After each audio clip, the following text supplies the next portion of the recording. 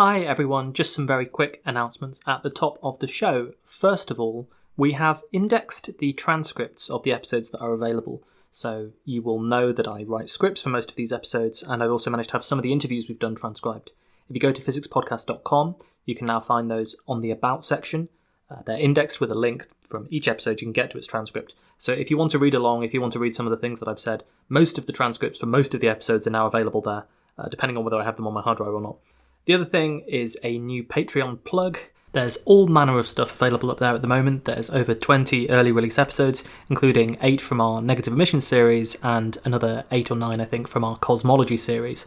So there's plenty of topics there that you can get pretty much the whole next year's content of the show early if you wish to. And on top of that, there are some special bonus episodes that I've been working on too, which will only ever be available there. And another thing I've started to do as well is improvisational episodes up there. So book reviews, stuff that I'm reading, stuff that I'm thinking about, anecdotes that I want to tell from history and from science and from economics and politics and all this sort of thing.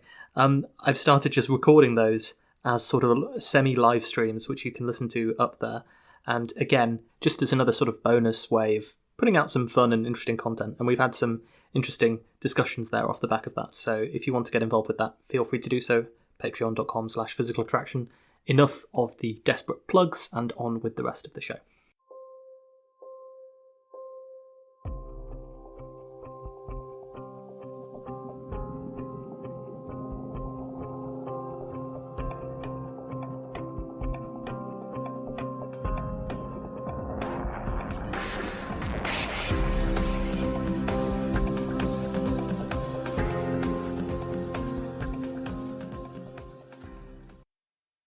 Hello and welcome to Physical Attraction. This week we have a guest on the show, Rodrigo Aguilera. Rodrigo is an economist. He was born in Mexico and he lives in London, and his writing has appeared all over the place in various forms over the years. Specifically, in these episodes, we'll be talking to him about his book, The Glass Half Empty, Debunking the Myth of Progress in the 21st Century. Now, this may sound like a rather gloomy take to pick, but the point that he's making is essentially that we shouldn't be happy with a narrow and limited definition of progress, when we actually have the capacity to achieve so much more. But of course, if we genuinely do want to see progress, if we want to see things like the elimination of poverty, the application of human ingenuity and compassion, rationality and empathy and all of the good qualities that we think about ourselves, towards solving the problems that exist in the world, if in other words we want things to actually get better, rather than just complacently gesturing at lines on graphs which tell us that things are getting better, we have to begin with an accurate assessment of where we actually are right now, what has led to progress in the past, and what barriers still remain, and therefore how we can get further in the future. Rodrigo was incredibly generous with his time, and so I split the resulting interview into 2 parts. You're about to hear the second part of the interview, where we dig into the flaws associated with New Optimism in more detail, specifically how they relate to different countries developing. And at the end, we have a discussion about how we might hope to make the glass a little bit fuller in the future. As well as within societies, and you've sort of talked about how in a lot of these cases it is only the progressive taxation system and redistribution and so on that is making them less equal. Within societies, there's also a great deal of inequality between different societies, between different nations, which is essentially preserved and enforced by a lot of the institutions of global governance as they exist at the moment. We have a couple of episodes this show where we are going to review Jason Hickel's book, The Divide, which explains how some of these mechanisms are working. But the idea behind the New Optimists, if they concern themselves at all with global poverty as a problem and don't just see it as a sort of a thing that is relentlessly getting better or some sort of inequality that is going to be erased over time, is to sort of attribute the fact that Europe and the US are rich to technological development or liberal democracy or economic growth or all of these, and that inevitably these things will spread to the rest of the world if they're allowed to do so. So, I mean, what do you think about that? The inequality between nations and how the New Optimists, I suppose, get it wrong by assuming that there's only this inequality because these countries have, for some reason, refused to follow the pathway that Europe and the US have laid out. Yeah, well, I think there's two things here. There's the spread of ideas, and then there's the spread of technology. In terms of ideas, the spread of liberal democracy or liberal capitalism as well. This to some extent has happened, and most countries on earth today are liberal democracies and are liberal capitalists. But the reason democracy and capitalism work in some countries or another is a very, very complicated question to answer, because it depends a lot of historical path dependencies, culture, etc. And these things don't change that easily. You have countries that were supremely successful.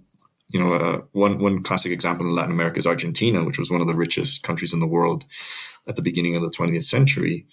And, one of the few countries that I think if the term first world existed in 1910, you would definitely put Argentina in that list. And now definitely you wouldn't. And on the other hand, you have very successful countries, a very small amount of very successful countries that have managed to overcome their handicaps. Korea and Taiwan are two of the better examples. Israel as well. What's interesting about these cases, and when I was back in my undergrad days, I really looked at the Korean and Taiwanese case as a kind of model of how a poor developing country should, the right policies that they would need to eventually become rich. And what's interesting is that most countries today would not be able to do what they did. And there's ideological reasons, but there's also legal reasons. So ideological is because, well, in the kind of neoliberal era, post-80s neoliberal era, something very basic such as industrial policy has been completely shunned. There's a saying that the best industrial policy is no industrial policy, and just let the market decide what each country should produce on the basis of comparative advantages between them, etc. And that's just not what the rich countries did. If you look at, by this logic, Britain almost would be the only manufacturing nation on earth if that had happened. But it's precisely because a lot of countries decided to get into the same businesses that Britain pioneered that they eventually overtook Britain in those same industries, for reasons that may have not have been clear at the moment, only in retrospective.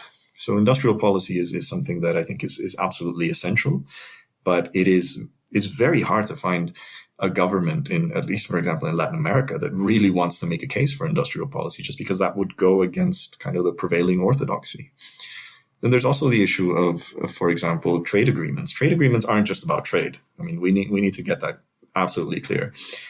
Trade agreements incorporate a lot of different aspects, intellectual property regulation, capital controls, industrial policy restrictions, like state aid, for example.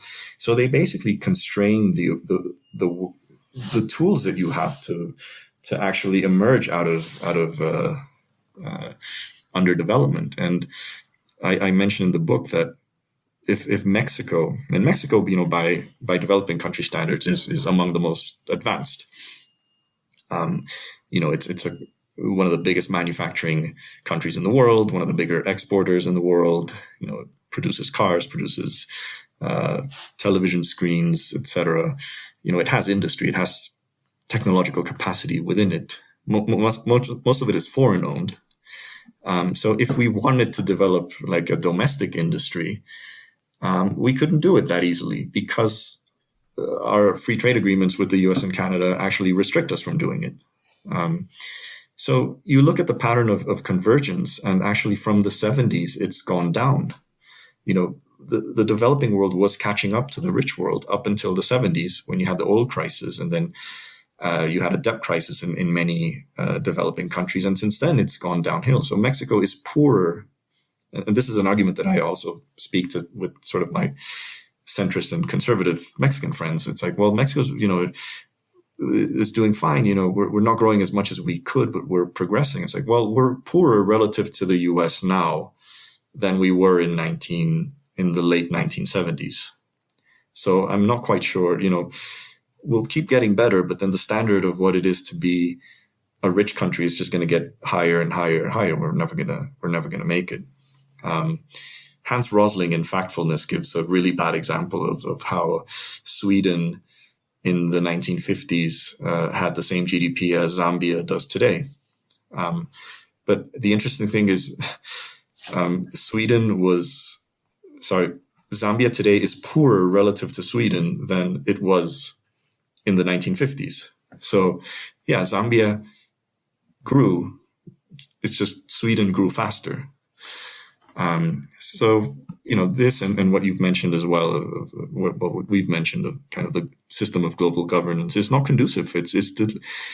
In my view, it is deliberately designed to kick the ladder of development. And I think that is a point that Jason Hickel makes in The Divide very well. It's a very good book. I thoroughly recommend it. Mm-hmm. So I think, again, it comes down to how do you define progress? Is progress, I'm better off now than I was 20 years ago by any amount? Or is it more a case of, well, I should be developing at the same rate as these wealthier nations or even faster to converge to them? And yet that is clearly not what's happening. And I think particularly within this question of continued economic inequality between countries and, why there are still poor nations and why there are still wealthy nations, which is the book the Divide sort of seeks to explain. The fascinating thing here is that one of the favourite statistics of the New Optimists kind of undermines the philosophy that they would bring to this question.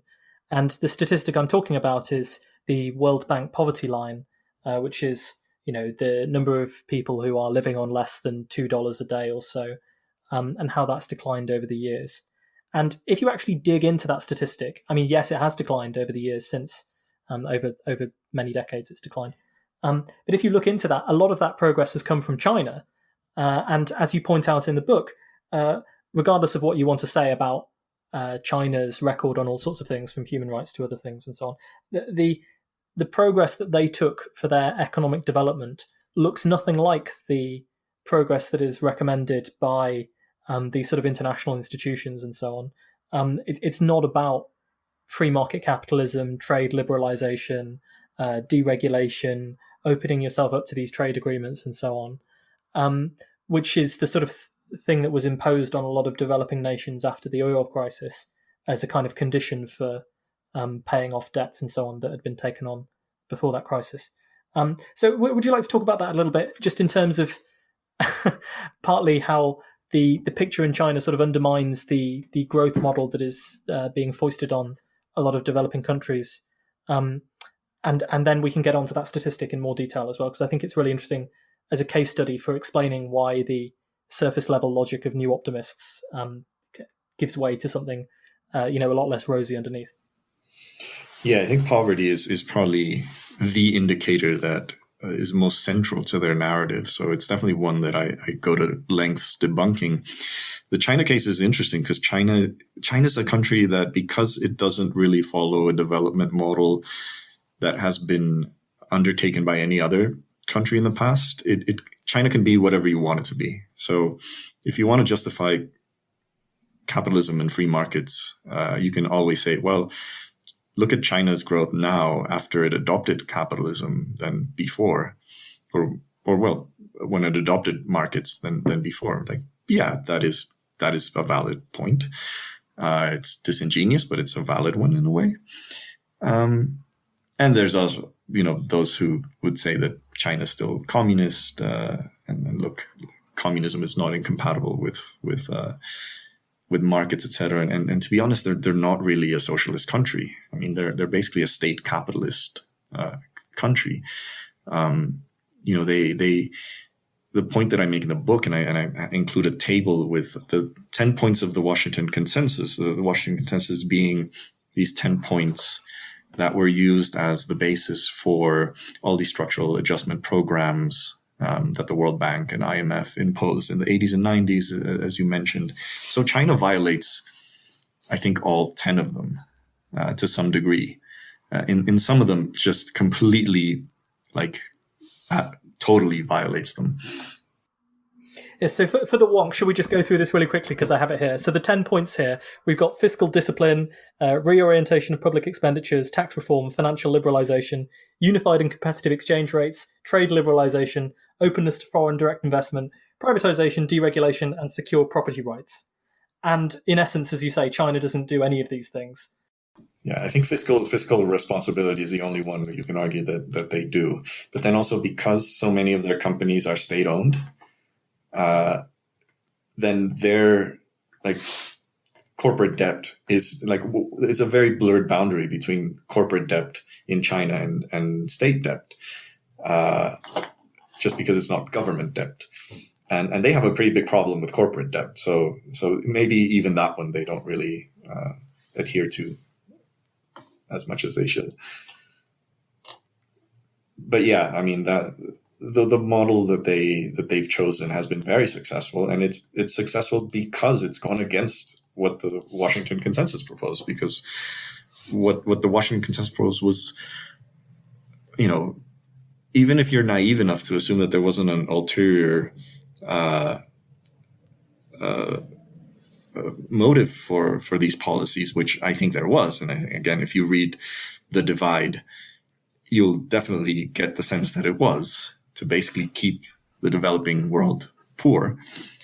It's just not helpful at all. And again, China had certain advantages that other countries can't necessarily replicate, but in many ways, it's because they're so China and India are such big markets that they can do a lot of the things that other countries aren't allowed to do. So, for example, when China wants to get foreign investment, they condition that foreign investment to technology transfers, which is great for them because they're getting a lot of technology. What they don't rip off. And for the record, I'm not saying this as a negative thing. I think, Korea and Taiwan also ripped off a lot of technology. And I think that's what developing countries should do, rip off technology. That's why Westerners put these barriers for intellectual property, so their technology could not be ripped off. But that's the way to go. They have that outlet of how to get technology that, like, say, Mexico wouldn't, because Mexico is a big country, but it's not big enough as China. It's not as big as India. And therefore, it's not as lucrative. And a company that wants to invest in Mexico, if Mexico conditioned that investment on technology transfer, they would just say no. Mm-hmm.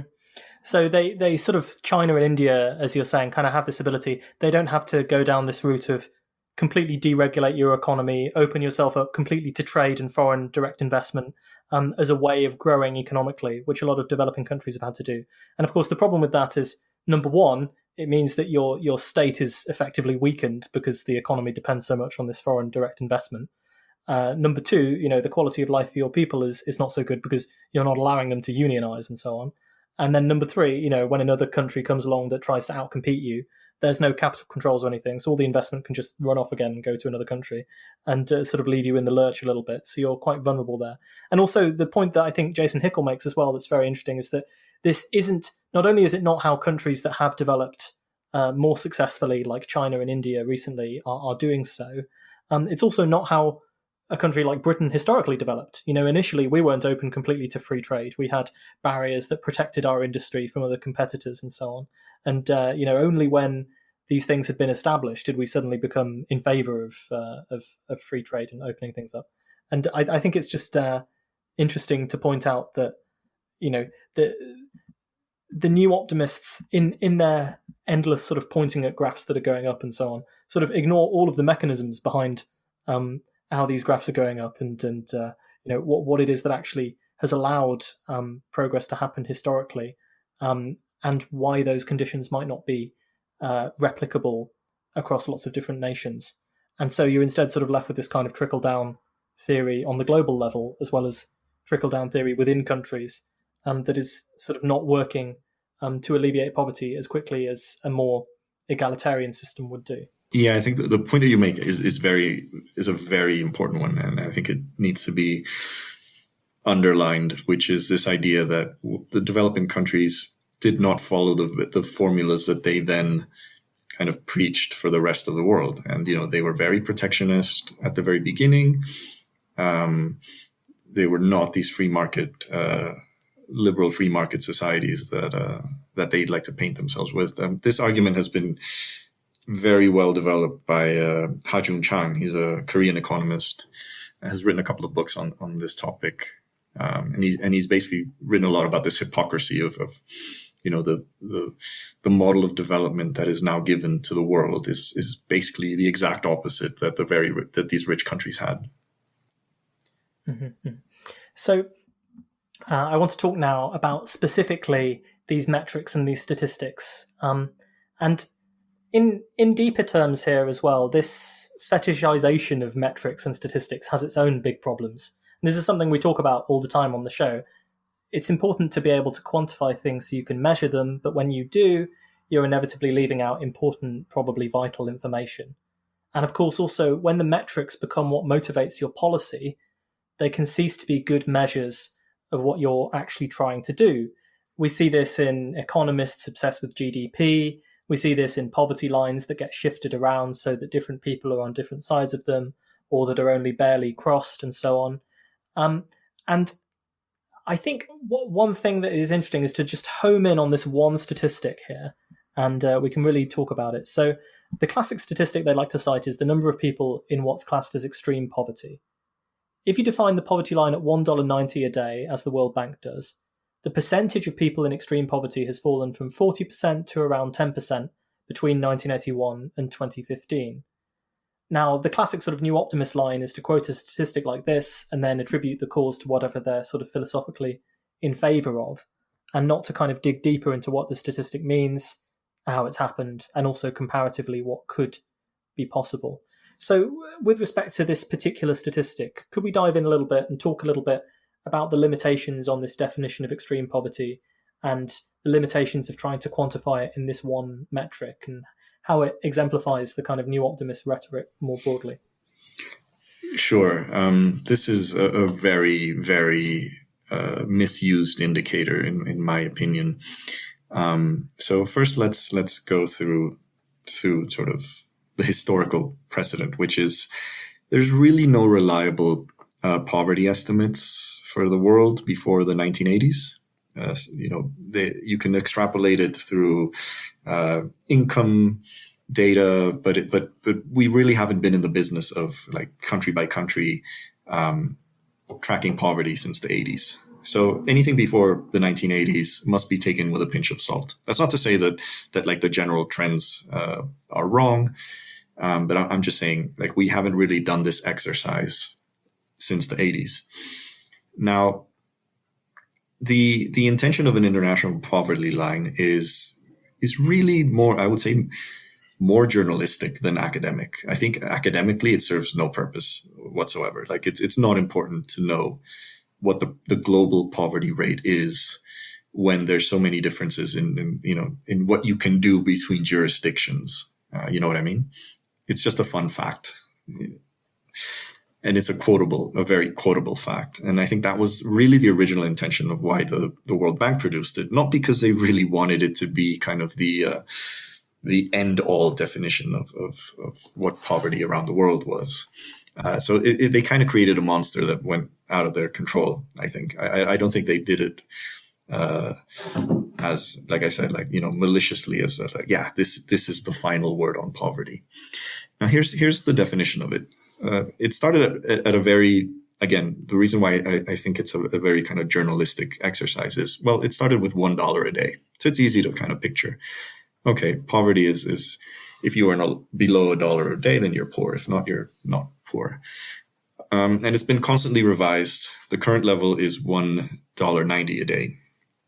Now, a lot of people think that it's just like this number is, well, how would you live? You're poor basically if you live in Somalia with $190 US. And that's not what it actually is. So this 190 is based on purchasing power parities. Now, purchasing power parities is the key to understand why this is so problematic. A purchasing power parity uses a base year and a base country.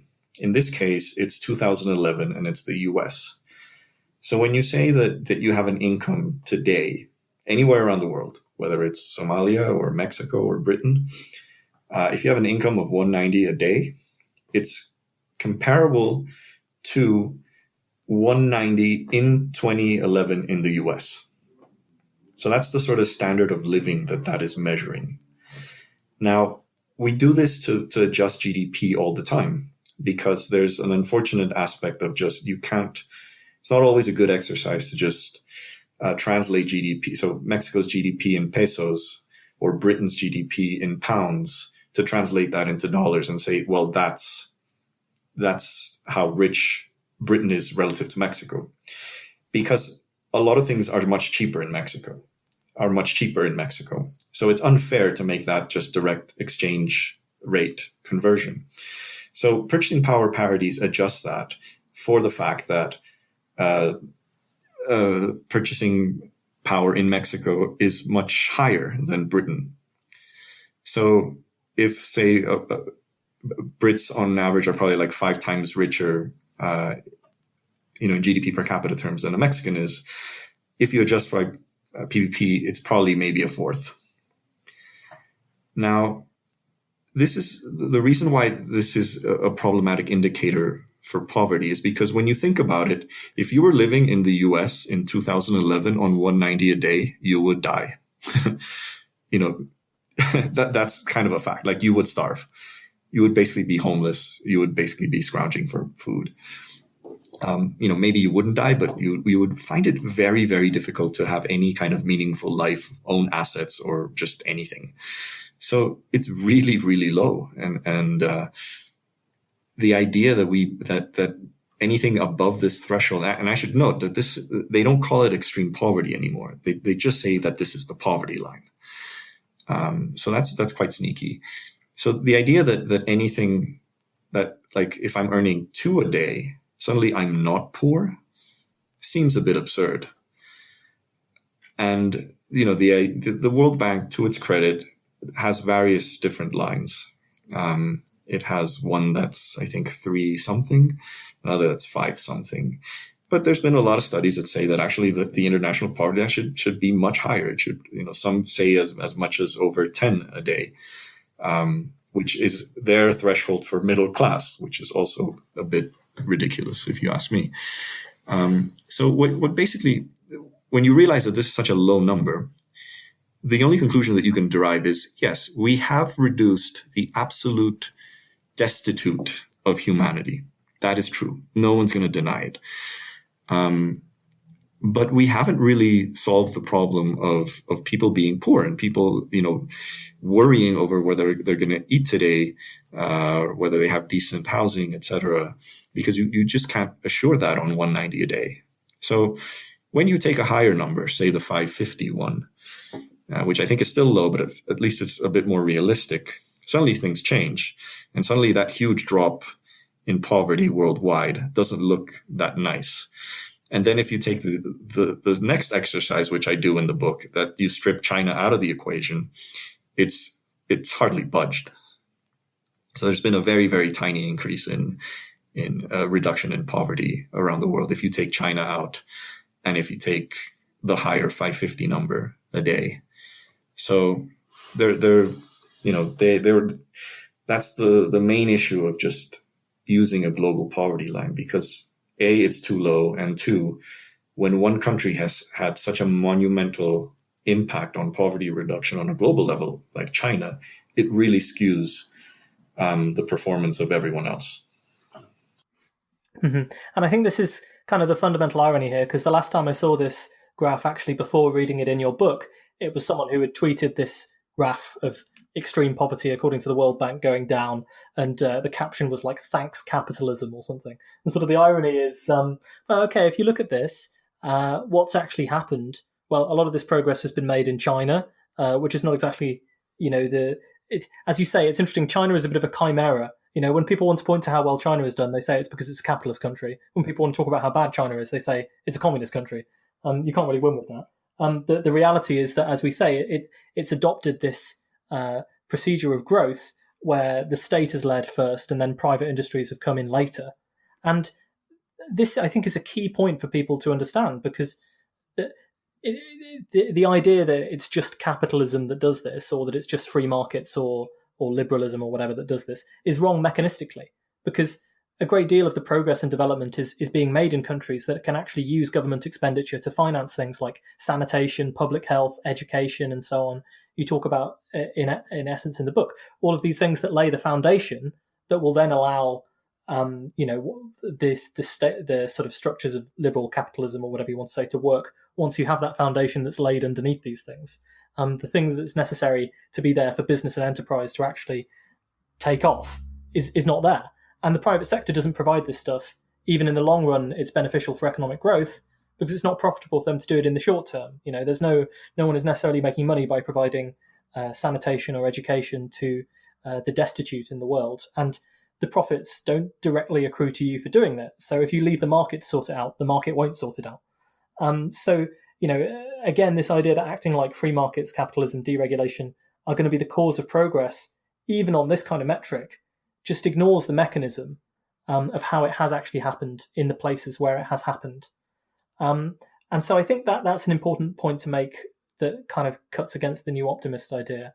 But also, when it comes to these individual statistics and metrics, as we say, when you try and reduce everything down to one number, you're obviously ignoring a lot of things.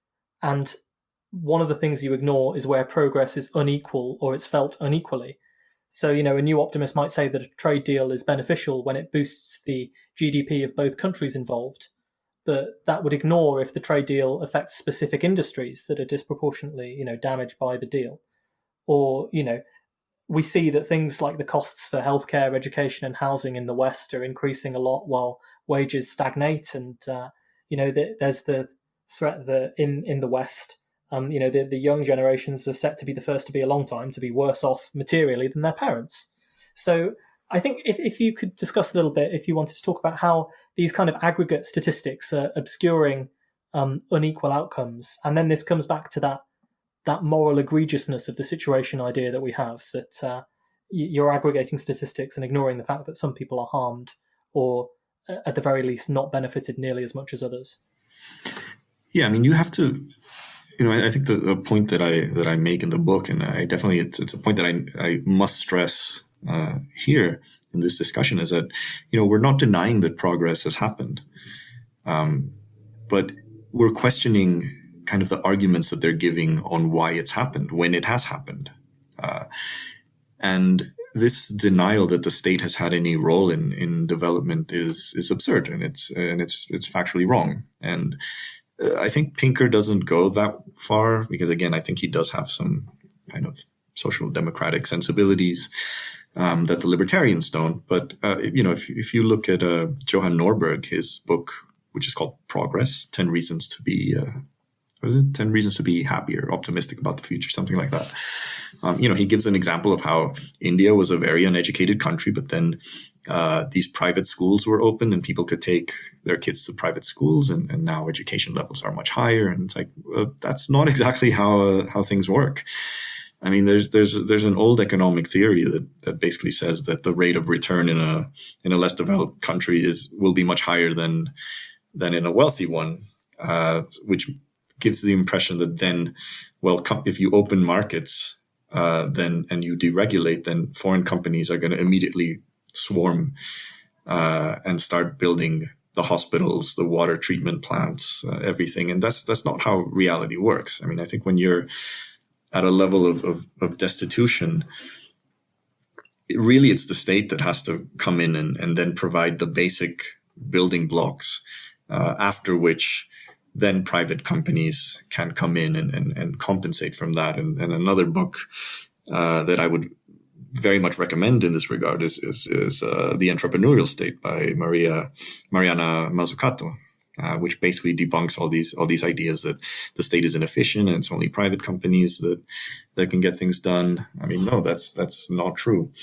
You see the more successful private interventions once a country is at a higher level of development and if what we're trying to do is lift these countries out of poverty, then there's a limit to how much just free markets and just what private interventions can achieve. Mm-hmm.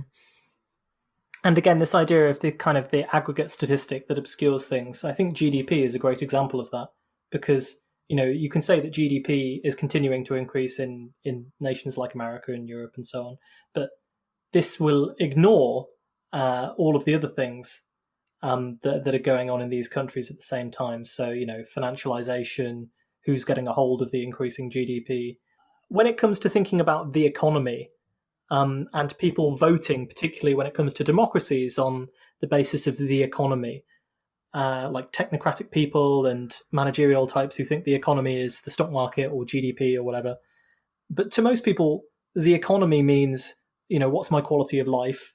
Have I got prospects for increased wages? Have I got prospects for a good job, paid work that that I find meaningful, and so on? And this is becoming less and less correlated with GDP over time. And yet, again, to look at it from a new optimist point of view, you might say, well, the economy is still growing, so what's the problem? And it's sort of ignoring these changing distributional things under the hood. I mean, would you like to talk about that a little bit? Yeah, well, there's the old saying that if me and Bill Gates are in the same room, our sort of GDP per capita is 50 billion, right? So yeah, GDP by definition doesn't really say what you want it to say in terms of living standards.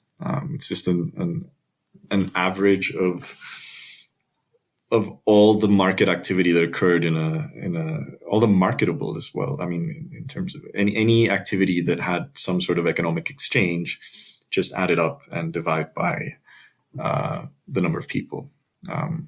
And there's been, there's a growing number of books and greater awareness of the limitations that an indicator like GDP has. I definitely think, these indicators serve a purpose, but they cannot be taken as the kind of end all to policy, to economic policy. And I think that's a particular problem in the countries that have been more obsessed with, the neoliberal market mentality. I see this in Mexico a lot. You see it a lot in Latin America, maybe even more than in countries like the US or the UK. This obsession. There's a classic saying here in Mexico, and I've always had this argument with a lot of my right-leaning friends or colleagues, and it's basically like, well, we can't redistribute until we grow. And I'm like, we're richer now than Sweden was when Sweden established its welfare state. So, at what point, just give me the number that you want us to start redistributing. And also that kind of belies the idea that maybe you would grow more if there weren't so many limitations that are kind of imposed by the fact that not everyone is involved or not everyone is benefiting equally from the growth. Even assuming that GDP grows faster in one society than another, that does not say that that society is better off in any practical way. And I think Americans understand this the moment that they live in Europe. Because if you look at GDP per capita, the US is one of the highest in the world. There's only a few European countries that have a higher GDP per capita, Norway, Switzerland, Luxembourg. Aside from that, the US is probably, 10 or 20% richer per head than most European countries. But there's just no comparison in the standard of living. I've lived in the US, so I can say this with some degree of experience, quite extensively. I've lived there, I've studied there. And I've lived in Britain for 13 years now as well, and lived briefly in some other parts. And, aside from much bigger houses and giant front lawns, the standard of living in Europe is just so much easier. There's less things that you worry about in Europe than you do in the US. And that's thanks to the welfare state. And you can see that in terms of kind of the well-being of these societies. They're healthier. The U.S. has actually suffered from a decrease in life expectancy in the last couple of years, and I think the U.K. has stagnated. So even that indicator, which again the optimists love to quote, has not been growing in these countries. So when you have a society that cares about things that aren't GDP, when they care about having egalitarianism, there's less things to worry about, even if your paycheck is smaller. And I think in general, that leads to a better life, and that leads to happier societies. And it's not a coincidence that the happier societies in this world tend to be the ones with bigger welfare states, the Nordics, the countries where you have to worry less about in life. And there's something very interesting as well. One of these indicators of, I think, economic No, I don't know if it's if it's the happiness index. Well, one of them has a sub index of individual freedom, and these are all surveys, so they're surveying people. And I found that actually the US and the UK scored lower than many of the social democratic countries on individual freedom. So it's like even the people themselves in these supposedly free societies that the libertarians want to think that are the ideal ways of organizing society, people are less free, and that's a fact. And that's a fact that I think a lot of Americans do not understand until they go and live in Europe. It's like how unfree you are relative to a German, even if the German pays higher taxes.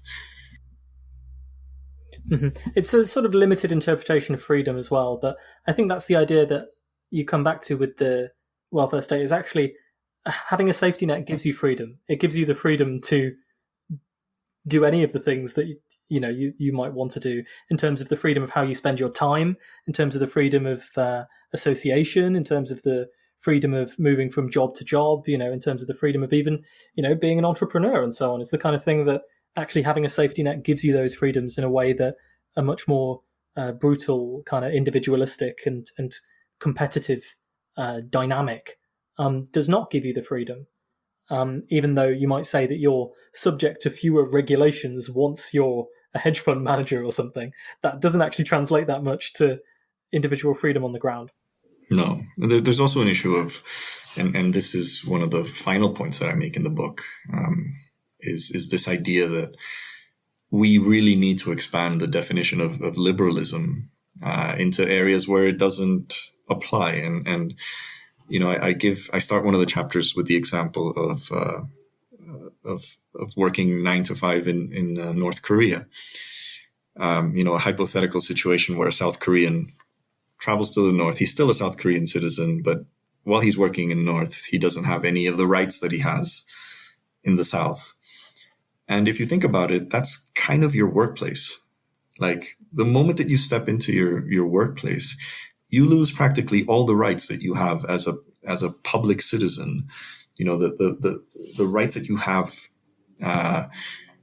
to choose your leaders in public, freedom of speech, freedom of association, things like that, freedom to not be spied on or monitored or whatever. You lose them the moment that you walk into your workplace, and that is why workplace democracy is a fundamental aspect of socialism, and it's a major source of unfreedom and unhappiness. I think the more liberal you are economically, the more restrictive you are in your rights as an economic citizen, aside from being a consumer. And I think that's the big limitation of sort of the libertarian idea, that it's only as a consumer that you express your economic democracy. And I think that's absolutely wrong. And you need to express that as well as in your part in the productive process, in your part as an employee. And you are freer if you're in a union. They will argue that it's actually less free because unions reduce the scope for entrepreneurialism and what a company can do, blah blah blah. But actually, you are freer if you're in a union. You are freer in a situation where you have a voice in what your company do. So, like Germany and its system of co-determination, and it's when you reconcile this very limited view of freedom, which the libertarian optimists and to some extent the centrists as well, because they're mostly against these kind of things. So when you realize, well, we're not heading in the right direction there. We're less free than we are before. Unionization rates are lower than they've ever been. The more that you deregulate labor markets, the less freedoms you have as employees. Sorry. I think it's so fascinating to think about the different definitions of these terms as well. Progress, freedom, the way that the definitions of them are narrowed. Progress doesn't become about moral progress in terms of having a more equal society or in terms of having a more sustainable society, but instead these are the metrics which will allow you to look at to judge progress by, and it'll be GDP per capita, or it'll be World Bank poverty statistic or something, and that's what you have to look at. And then similarly, freedom, as you say, exactly. freedom as expressed as your consumer choice, or freedom as expressed as the regulations that businesses are subject to because corporations are people who deserve First Amendment rights and so on. Another major point that your book makes really well is that this quantitative statistics-oriented approach, this kind of like, I guess, Whig history approach that says that society has simply progressed over time and is progressing towards, as like Francis Fukuyama might say, the end of history, where everything is just a liberal capitalist democracy and that's how we finish. This ignores shifting politics, which in a sense are a symptom of the fact that things can't be that great, as ordinary people have rejected this sort of established liberal order of things by voting for right-wing populists like Donald Trump and Bolsonaro, projects of right-wing populism like Brexit.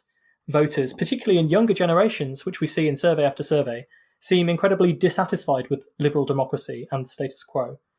So how much do you think this narrative just completely breaks down when it ignores all of these political changes and political forces that are perhaps difficult to quantify? Yeah, I don't think they have neither a good diagnosis of the problem, much less a solution. I think the problem, the sense that I get from Pinker is that, again, going back to this obsession over rationality, that, well, people who vote for Trump or who vote Brexit are just irrational. They need to be enlightened. And if they read my book, then they might be enlightened. And I just don't think that if you gave everyone a copy of Enlightenment Now or Factfulness, they're going to change their voting habits. These voting habits are rooted in much deeper structural issues. A sense of powerlessness. I think that's sort of the underlying feeling that a lot of this dissatisfaction is rooted in. Just feeling that you do not have a control over your life, and it starts with economics. And then it spreads over other things. It spreads to a rejection of social change, which is always a threat, or well, perceived as a threat rather. And it is a bit of a perfect storm in terms of the inequality happening at the same time that you have a lot of social change, and it's always a threat. I think there's elements of previously I mentioned that I don't think inequality is the sole explaining factor of this new right. I think that's a very limited view as well. But I definitely think that these other aspects, xenophobia, bigotry, etc., which in some ways are rooted from that same sentiment of powerlessness, means that if you at least had solved the economic issues, then people would not be worrying so much about a brown person moving in next to you, or your job being replaced by someone else. And they would not have the scapegoat to really, the thing about Brexit that frustrates me more is that everything that they, I sympathize with a lot of the arguments that they gave, except the EU had nothing to do with that. Every single problem that they mentioned about Brexit could be traced back to the British government. So they should be angry at their leaders. They should be angry at their, political and economic elites. And so, the scapegoating is only possible if you have the economic injustice aspect of it. So it's really tricky because, again, the libertarian side of the optimists just assumes that they don't even, I don't get a sense that they're not unhappy about this. I mean, libertarians are probably see Trump and Brexit as a good thing because it opens the scope for more free markets, more deregulation, etc. The centrists, I think, have a kind of visceral objection to the uncouthness of a lot of these politicians. I don't think Pinker is a fan of Trump at all, or Boris Johnson either.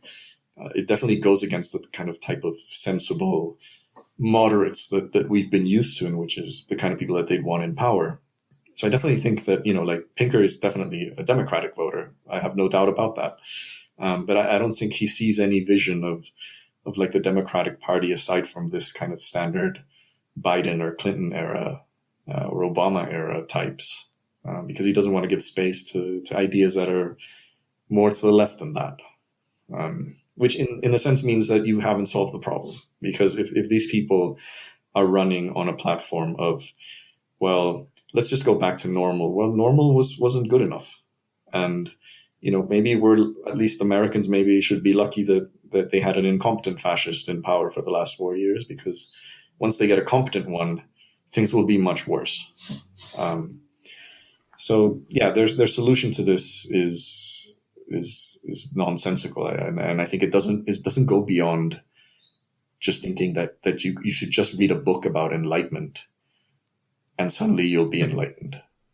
I think it's an interesting point that you make when you're saying we can't put the rise of Trump and Brexit and right-wing populism and authoritarianism to an extent solely down to these economic factors. And that, of course, there are these cultural points and these culture war points. And, xenophobia, racism comes into that as well. One thing that I find myself thinking increasingly, especially this year, especially seeing the way that the media responds to a lot of things this year, is that it's almost as if the culture war is the proxy that establishment politicians want to be fighting about. They want to be fighting about the symbolism of, are we singing the lyrics to this patriotic song in the Royal Albert Hall this year for the proms or whatever? They want to be fighting about, did you take a knee or did you not take a knee for the Black Lives Matter movement and so on? Because they know that this is safe territory for them, that isn't going to challenge existing power structures, that isn't going to challenge existing economic power and financial power. And instead, people will divide into a group of, I strongly identify with my nationality and therefore I'll vote for this right-wing party, or I don't want to be seen as racist, or I don't want to be involved with racism. I find that abhorrent and therefore I will vote for this other party.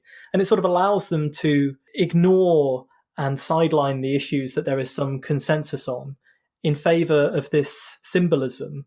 And instead they would just rather that we focus on these issues. And this is not to belittle the importance of racism and homophobia or anything in our societies, but it's just to say that it's the territory that a lot of politicians would prefer to be fighting on rather than talking about these broader questions of economic justice. I mean, would you agree with that? Oh, completely. I mean, absolutely. I think the culture war has been just so convenient to gloss over all the structural issues that we really should be dedicating most of our time discussing. And instead we're talking about a football player kneeling during the anthem. There's a phrase from Andrew Breitbart, which is politics is downstream from culture. And sadly, he's right. And I think that's part of the reason why he was able to kind of build up this alt-right empire, because he understood that. He understood that it's much easier to kind of stoke people when it's an issue related to culture than whether it's something, more technocratic or boring. Because, I mean, we're enjoying this debate about the nuances of GDP and the poverty line, but the grand majority of people might not find that interesting at all. And they would rather discuss kind of the threat of open borders, or is, trans rights going too far? Because there's something kind of more visceral about these issues. It's unfortunate that the right has managed to use this so effectively and weaponized, for example, freedom of speech so well. I can't count how many people I've had debates on, on Facebook, on Twitter, who are basically fascist, absolutely bigoted people who, through the veneer of freedom of speech, managed to gloss it over and never come out as actual, openly bigoted. If you see a lot of these kind of alt-right YouTubers, that's what they do. They don't come out and they say that they're transphobic or misogynistic. They gloss it over through freedom of speech or, the slippery slope arguments. If we move in this direction culturally, next thing you know, we have Maoism. And one person who does this really well is Jordan Peterson, who, like, any aspect of that, anything that reeks even mildly of egalitarianism or collectivism, for him it's a slippery slope to basically Maoist China. And Peterson uses the Pinker arguments all the time as well when he defends kind of Western enlightenment and capitalism. He does it using the exact same Pinker arguments. So they all, I've heard the Pinker arguments from Ben Shapiro. I've seen them from others. I mean, there's a chapter in my book that basically discusses kind of these links between the Pinker and the alt-right. I don't want to say that he's part of that in any way, but he has kind of opened the door for this to be used by them. And he's often shared platforms in which the arguments that he gives against progressives are identical to the ones that, again, the Ben Shapiros and the Jordan Petersons would be given. Mm-hmm. And they will adopt his rhetoric. And the interesting thing about that is that actually the alt-right project, in a lot of ways, is defending the status quo in the same way. They're defending the economic status quo. They're defending kind of the power structure status quo.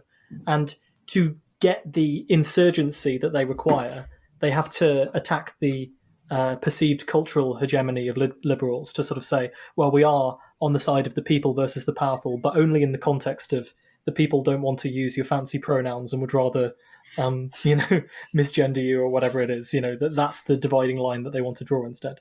Yeah, and they're all libertarians at heart, or very close to libertarians, like all these alt-right people. But yeah, it's you can't. It's much more easier to just argue on the cultural grounds, because if anything, that is a testament to how the kind of free market neoliberal project you cannot promote it on its own merits. You cannot run a platform on trickle down or supply side theories. It's just if you want to lose an election, that's what you do. Mm-hmm.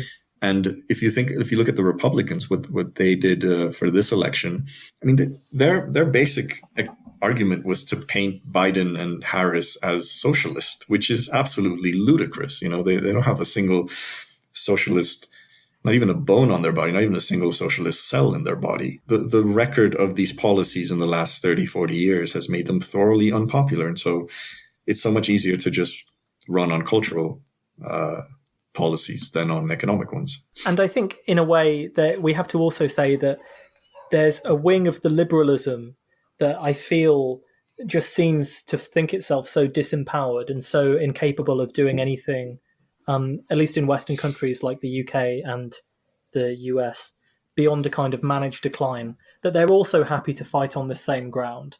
And they're also happy for, their solution to problems to be on these symbolic and cultural issues. And that in turn is a project that won't succeed in the long term, because it's not going to address the fundamental reasons of why people voted for Trump and why people voted for Brexit.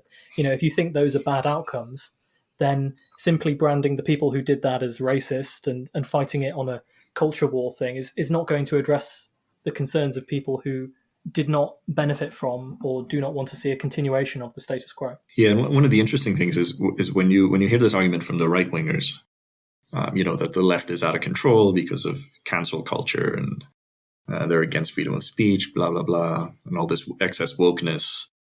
And you actually, if you actually do your job and sort of dig in and see who are these woke, like these uber woke people, yes, there is a tiny fringe of the left who's involved in this, sort of young campus, college campus types.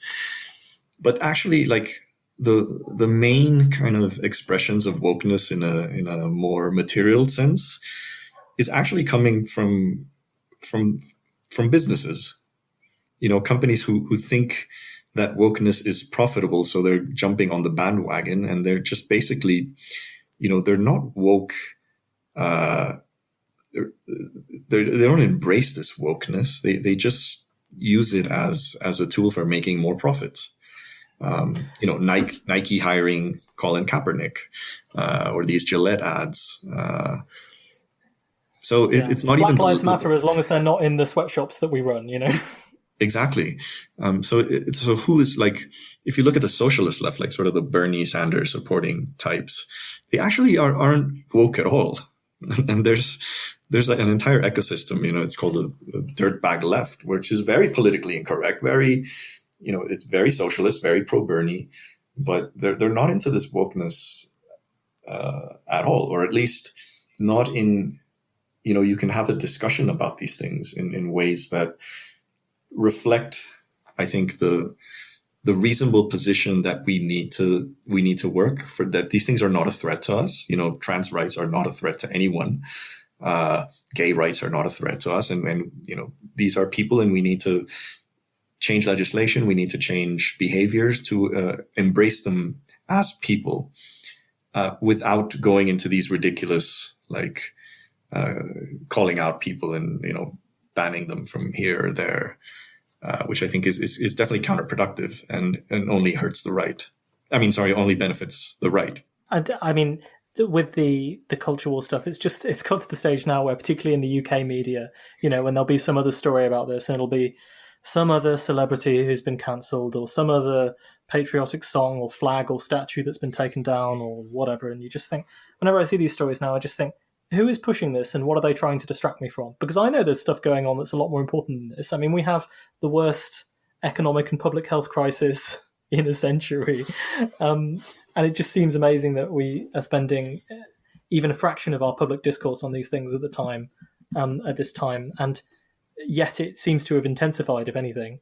This is a big question, but what I think your critique of New Optimism really shows is that the idea that we can simply allow current trends to continue and expect this to deliver prosperity and happiness to everyone, which is fundamentally what New Optimists are selling, is obviously fatally flawed. And one thing that I should stress as well that I really wanted to point out, perhaps in a different discussion we would have talked about it more, but it's you've talked so often about how the important metric is not how well we are doing, but how well we should be doing. And one of the aspects of how well we should be doing is remembering that for the progress that we've made, the ecological destruction that it has entailed is massive.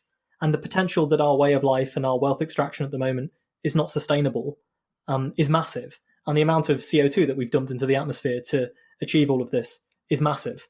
And we know that the impacts of this will disproportionately fall on the poorest and the most vulnerable at the moment. And so to say that it's a justifiable trade to trade off all of that environmental stability and biodiversity and potential future stability for our planet was a worthwhile trade, given the people who that environmental damage is going to impact, just seems even more egregiously wrong when you actually account for the fact that we have made a trade. We haven't just developed prosperity in exchange for nothing. So in the example of the $99 versus $1 split, we've given some people $99, other people $1, and we've also set their house on fire.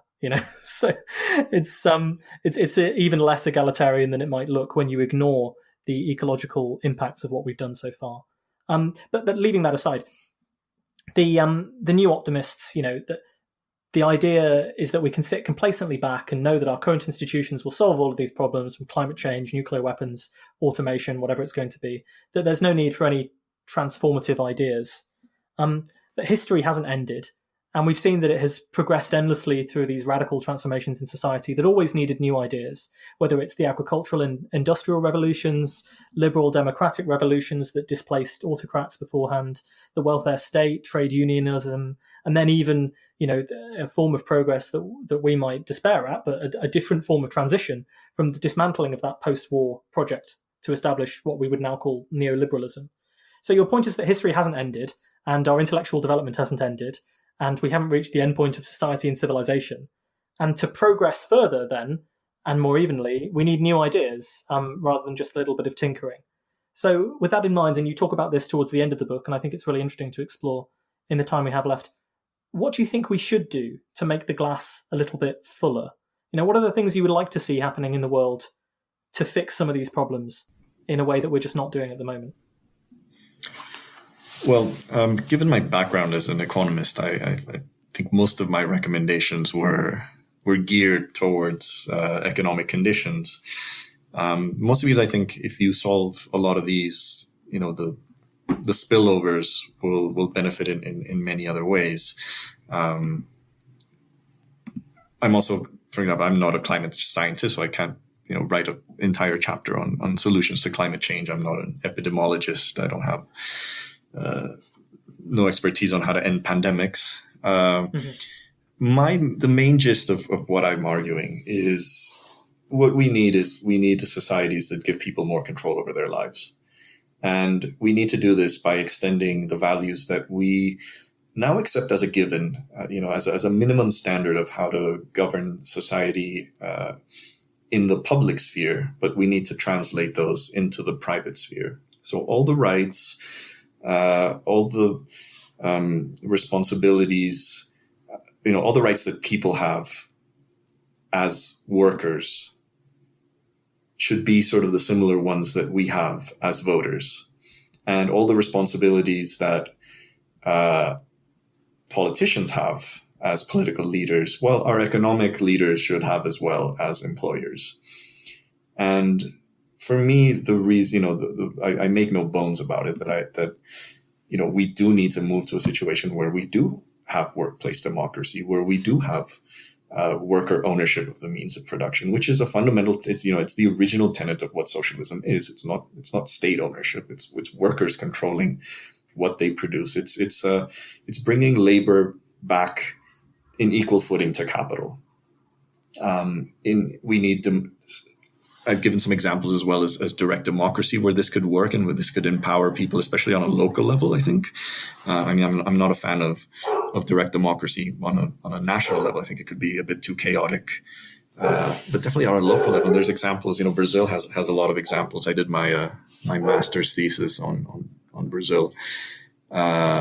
These things empower people and give them choice, and it's more efficient than giving, leaders in the capital the decisions on what to do. No one knows what's best for you in kind of the area where you live, the area where you go to work, than you. And you should have a decision on that. And definitely democratizing the system of international governance, which is a product of a global order that doesn't really represent reality anymore. It's a construction of it's a construction by the winners of World War II, assuming that those conditions would never change. And I think that's not the case now, and it leaves too much decision making on global issues to a very small number of countries. And just as a whole, I think, if I sort of go on with all the things that we should do, we're going to spend another 2 hours here. So all I'd say is yes. read the book. But I think the message is basically, we will not really move forward as individual societies and as a species, as humanity, which is what Pinker loves, and the New Optimists, they love to speak of humanity as a whole. We will not move forward until we separate political power from economic power, which I think is the single biggest detriment we have to achieving the kind of progress that we would want. I feel like everyone I interview these days, I kind of have to ask whether they've updated their point of view in light of the pandemic and in light of COVID-19. We've talked about how it's accelerated inequality, accelerated a lot of ongoing trends in a negative way. Do you think that it's also burst the New Optimist bubble a bit? And it's also hard to say that the state is powerless and that the market has to sort everything out when we've seen the kinds of massive state intervention in response to a crisis that we have in fact seen in countries recently. Yeah, so I think even though I didn't really write about pandemics in the book at all, I do think it has vindicated sort of the central thesis of the book. I think in the very short term, as in the next couple of years, I would definitely be on the pessimistic side, because I think that our record with crisis like this in the neoliberal era is not very positive in terms of structural change. And the global financial crisis is a great example. I mean, we completely botched any opportunity to make substantial change to how society is run when we had the worst crisis at the time since the Great Depression. And now we have another crisis that's the new biggest crisis since the Great Depression. And just how many crises can we have before we realize that this is just a cycle of instability and recession? So I think in the long run, maybe not. I am optimistic in the long run, although I worry that we will finally get the common sense to do the changes we need when it's too late, at least with regard to climate change. And, I don't think that climate change is an existential risk in the sense that we'll die off as a species. But I do think that it's just going to leave it so much harder. Like it's condemning humanity and certain big parts of humanity from just not achieving the progress that was promised now. If one of the arguments that Matt Ridley gives is that he says that actually it's not that bad if some degree of global warming occurs, because it's going to open all this landmass in the north that currently can't be used for agriculture. It's going to be able to be farmed. And I'm like, well, what about the people in the tropics who are going to lose their crops? Now they're going to have to import this food from Canada and Russia. So it's going to benefit some countries, and it's going to make the countries that are already poorer still. So I'm worried that we're gonna learn the lesson when it's too late, and that the countries, especially in my part of the world, are just going to get lost. The ladder has been kicked, and it's not going to be put back up again. I think I am optimistic in the sense that there is certain ideas that I think were taboo in even 10 years ago are now being expressed openly. And I think we really need to thank people like Bernie Sanders, or Jeremy Corbyn, even if they didn't win, that these ideas are out there now. It was unthinkable 10 years ago that Americans could discuss universal healthcare. Absolutely unthinkable. And it took one guy with the balls to do it, to run on a platform of universal healthcare, to suddenly make people think, hey, actually, this is a good idea. And something like 70% of Americans now want this. Even half of Republicans want this. So I think changing, going up against modern capitalism is a monumental undertaking, because I've heard a definition of it a couple of days ago that I really liked. Neoliberalism isn't an economic ideology. It's a technology of power. And it's a technology of power because it works so effectively at merging political and economic power to the point that, and not just that, and cultural power as well, to the point that it's impossible to imagine how the world would work without it. And that's the argument that you hear from people like Mark Fisher, Slavoj Žižek, etc. That it's easier to imagine the end of the world than it is to imagine the end of capitalism. But I think we're in the moment where we can at least discuss it in ways that we couldn't before. And so I think as long as we don't have this discussion, as long as we're not stuck with this idea, this Fukuyamist idea that we're at the end of idea, not just at the end of history, but at the end of ideas, which I think is what Pinker really wants to promote and the optimists want to promote. The moment that we discard that and see that as ridiculous and think and sit down and say, hey, no, we need to discuss this. We need these ideas. Then we will have reason to be optimistic. Just with respect to climate change and COVID, lots of people have drawn parallels between them. I think I see the parallel coming in the same way that you do, which is that both climate change and COVID, they've proved to be crises for the established order of things. But in the distribution of their impacts, which has disproportionately fallen on the poorest and most vulnerable, and between different nations and so on. It's not been a crisis that's been enough to overturn the existing system in the way that the crises that Walter Scheidel talked about have done. And instead it just becomes, I think of climate change, some people think about it like the end of the world. I think of it as just a sort of general enshittening of the world. Things get a lot harder to do. Things get a lot more difficult to accomplish. There's more natural disasters and more inequality and more trouble for the regions of the world that are already struggling. And this problem just accelerates and builds up over time. It's a more sort of long, slow decline and force that acts to enhance inequality in the world than it necessarily is an immediate crisis that forces you to change what you're doing. And of course, the sort of dynamics that are going on at the moment can continue for a very long time, even as climate change continues to get worse and worse. And you can see a scenario where it does just continue to act as this malevolent, malign, and destabilizing force that enhances and accelerates inequality. And the last thing I want to talk about is when you talk about ideas coming back into the Overton window of politics.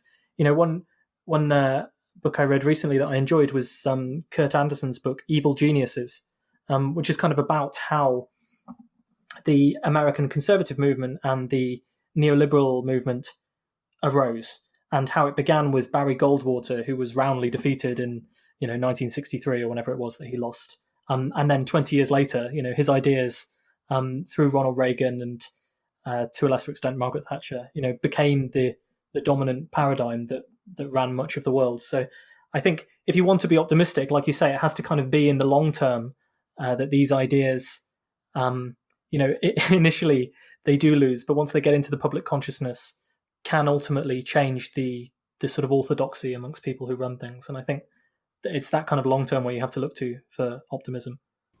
Yeah, I agree. I mean, I just think that the difference between so if we were having this conversation in the 1950s, we would still be operating on a mindset that we could still have kind of infinite growth. We're not going to run out of resources. There's not going to be you're not going to lose cropland because of rise in temperature. The sea won't rise as well. Whereas now we have to factor that into account, and that's what really hurts. Like I have more faith in the political aspect than on the economic aspect, precisely because of climate change. And I think one of the things I tried to do with the book is present climate change as kind of the elephant in the room, because I don't really talk about it until the end, but it's sort of there. It's like this lingering shadow that you can't really. Every single policy that you take now has to take that into account. And we don't see it because it's so slow. It's just not, well, we are seeing it. I mean, last couple of summers in London, even in London, when I came to London, like summers were pretty bad. Last couple of summers have been great. So we are seeing these things already, but not fast enough that we are that worried about it. It becomes a very insidious problem because, as you say, it is a little bit like the elephant in the room, the sort of voice that's saying, this can't go on forever. Regardless of how much you might want it to. Rodrigo, I want to say thank you so much for being so generous with your time, and also for writing The Glass Half Empty, which I think bills itself as debunking the new optimists. I think it does much, much more than that. It is, it's a diagnosis of the situation that we're in at the moment, and it provides at the end, which you mentioned, some potential pathways out of it. And I think it's a very important book, and I hope that people who are listening to this will go out and read it. And thank you very much for writing it and for being so generous with your time today to come on the show. Yeah, well, thank you for the invitation, and I'm glad to see that you like the book. And definitely to your listeners, I hope you'll enjoy it. I imagine that the people who listen to a podcast like this will have an affinity with the ideas in the book. So and even though it's written by an economist and it has a tons of charts, I think it's quite readable, but I might be biased. Oh, I think so. I think we're pro-charts here as well. If we have an ideology, it is pro-charts. Definitely, yeah. It's the chart that binds us. Okay, thank you very, very much. Well, thank you. Thank you for listening to this episode of Physical Attraction, and thanks again to Rodrigo Aguilera for coming on the show. You can find his book, The Glass Half Empty, on sale at Repeater Books in ebook and paperback form right now, and you can catch up with his writings at the LSE blog and in other places. I really do recommend the book because it dives into a whole range of different issues, from economics to politics, social issues, in far more depth than we had time to catch up with even in the course of these interviews. And you'll find a lot to contemplate there and think about one way or the other. It's very, very thought-provoking and an antidote to a type of argument that we see a lot of these days. Remember, you can find us on the web at physicspodcast.com. We rely on your donations to keep the show going, which you can do via the PayPal link on that website. You can also subscribe to the show at patreon.com/physicalattraction. If you did that, you would have heard this episode months ago, as all the episodes there are released pretty much the second I've finished editing them, alongside numerous bonus episodes which are only available to subscribers. Thank you so much to everyone who's currently supporting the show and all of your favourite independent content creators that way. It means an awful lot to me and them that you can help them in doing the things that they want to do and spending time on them. If you have any comments, questions, concerns about the show, you can get in touch via the contact form on physicspodcast.com. I try to respond individually to every email that I get, as those of you who've corresponded with me before will know, so please do get in touch if there's anything you'd like to chat about. Of course, if you don't want to do that, you can also support us by telling as many other people who might be interested in such idle questions as how to make the world a better place to take a listen. Again, unlike whichever celebrity has started a podcast this week or the big networks, we are independent and rely on listeners to help us spread the word of the show. So if you found it interesting, please do tell other folks who might be interested to give the episode a listen. Until next time then, please do take care.